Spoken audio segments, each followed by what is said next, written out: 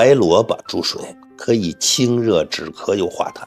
第一，用100克白萝卜切丁煮水，喝的时候加1勺蜂蜜，适用于肺燥引起的口干、嘴唇干呀、咽喉痛啊、干咳呀、痰少但很黏的人。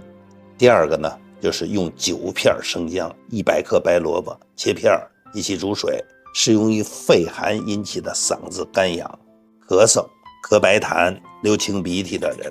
第三，用5克川贝、100克白萝卜切片一起煮水喝，能够清热止咳、化痰润肺，适用于肺热引起的咳嗽、咳黄痰、流黄鼻涕、咽喉肿痛的人。